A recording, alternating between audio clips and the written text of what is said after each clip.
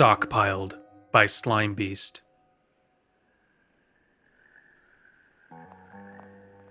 First thing I noticed was the shed there out back. This was a foreclosure auction, you see, so none of us who were bidding could get a proper look. I stood up on my truck bed and got a peep over that fence, though. Nice enough looking house, small but well kept. But what really got my gut riled up was the shed. It was gray, maybe silver or something. Looked all shiny and new and shit. White roof for reflecting sunlight and keeping out the heat.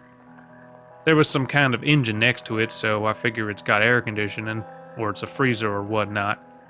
Either way, I wanted to get a closer look if the price was right. All the regular bidders were there, the rich guys who fix up places as a hobby. They always made me sick. Always licking their lips and drooling over the chance to pick something up on the cheap. I'd bid them up just to do it. You know, because fuck 'em.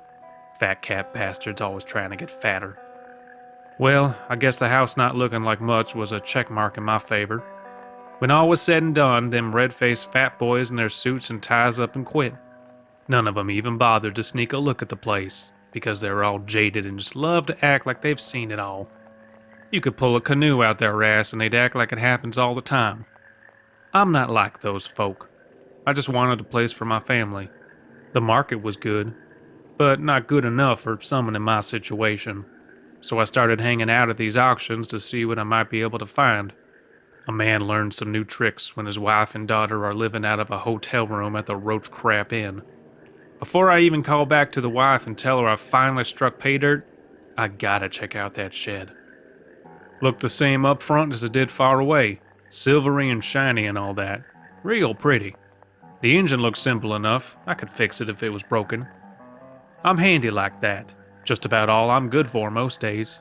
Problem was the big old chain on the front of the doors of the thing. There was a combo lock at the middle, and because of all that I couldn't budge the doors for the life of me.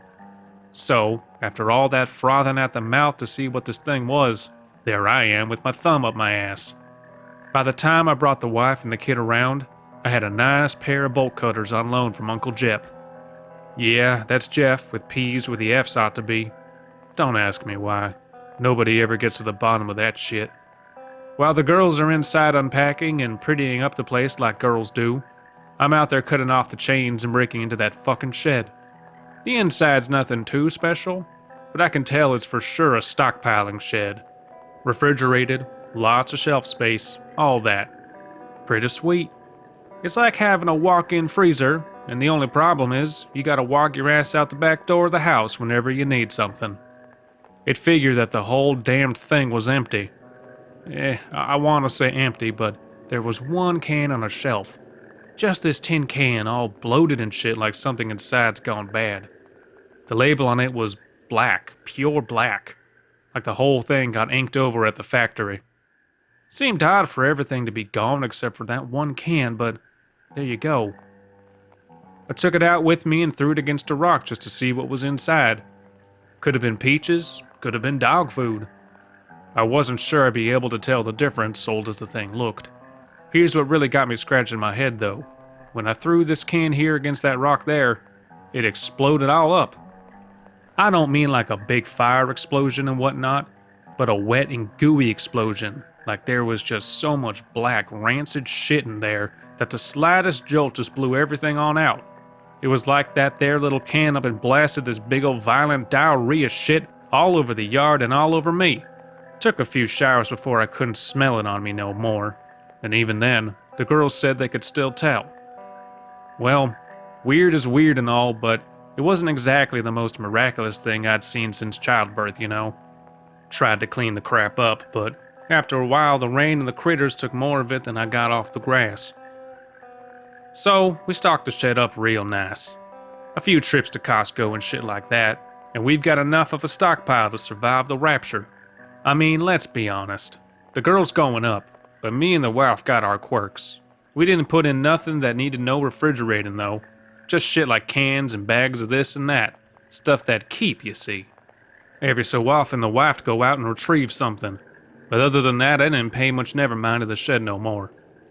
Then one day she tells me stuff's missing. She thought she was going crazy and all.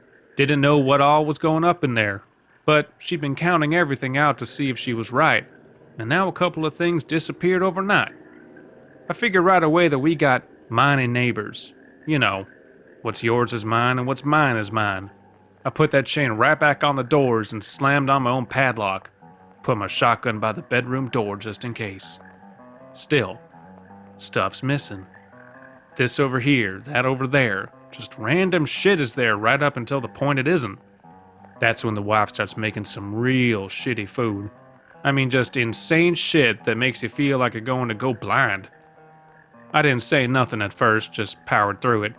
But then I'm finding all these weird bits like corn in the fruit salad and apple slices in the stew. She was seeing it too. So was the kid. We were all pulling chickpeas out of the peanut butter. Crazy stuff. We were at a loss to explain it until I up and fished one of the empty cans out of the trash. There's the problem. Right there. Dole, cherries, and corn. Except the and corn part was all sneaky-like added below cherries in little cursive letters. It didn't make good sense. Didn't even make good nonsense. I go out to the shed and I take a look around for more weird things. I found some more cherries and corn in with both the normal cans of corn and cherries. I found a bag of white rice and weed killer. Thank the Lord above we didn't sit down to that.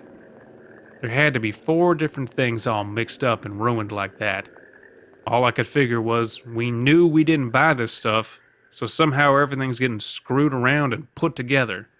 Some kind of devil or witch shit, you know. I emptied the shed out after that and we did some fooling around with it. I put in a can of sauerkraut and a can of pumpkin pie mix. We watched it for maybe an hour and nothing happened. Then the kid says maybe we have to close the door, so we do. We can't tell nothing odd's going on, but when we cracked the doors open again, there it was. 1 can of some unholy abomination called pump kraut. I popped the can open and yep, sure enough, if I were to imagine what pump kraut was like, that'd be it. I emptied that shit out in the toilet. Wouldn't even give that mess to a dog. But I washed and saved the can. Pump kraut. I'm kind of an inventor, you know. The picture on the can was all fucked up too.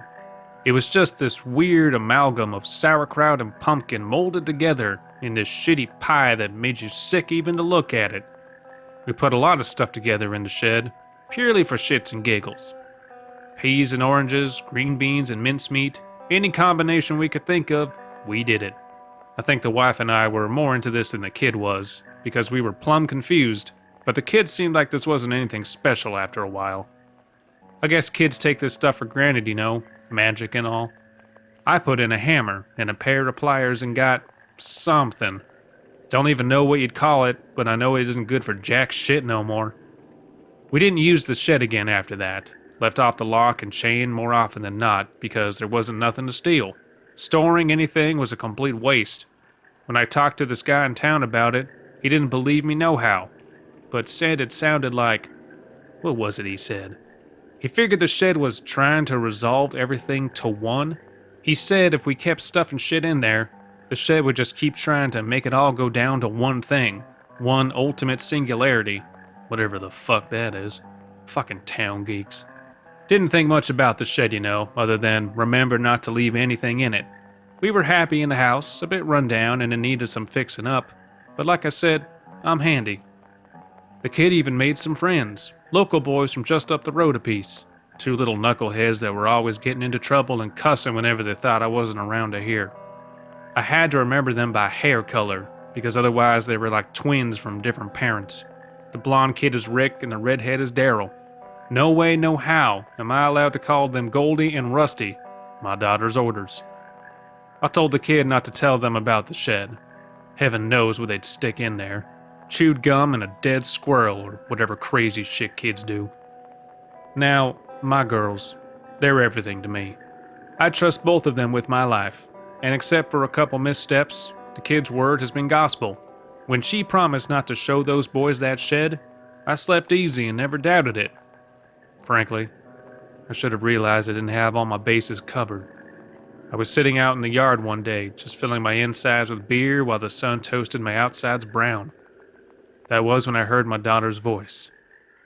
It didn't hit me right away. She was counting, and for the longest time I didn't pay no mind. Then, she stopped counting and shouted out that phrase we've all heard before. Ready or not, here I come. I jumped out the chair so fast I nearly left my hide behind. My head was crazy clear. I could have heard a pin drop, could have spotted an aphid in the grass. I ran to the shed as fast as my feet could take me and put my hands on the doors. After a second, just long enough to realize the possibilities of the situation, I threw the doors open and staggered back. "Rick! Daryl!" I shouted in shock and horror. There, in the middle of the shed, sitting there and rocking slowly, were Daryl and Rick, the two of them, combined. Red and blonde hair mixed up top, their arms and legs fucked up and screwed around, their faces on opposite sides of their head. They groaned. I found a use for that tool, the crazy combination of hammer and pliers. Looking back, it seems fitting that it was as messed up as they were. I broke their head in with it, because I knew that was the right thing. I'm as godly as the next man, but that isn't something God wants on this earth, I'm sure. I almost didn't have the guts to go through with it. Right when I was walking toward them, when I'd resolved to do the deed, they looked up at me with double smiles and talked right at the same time. Hello, sir. My names are Derek.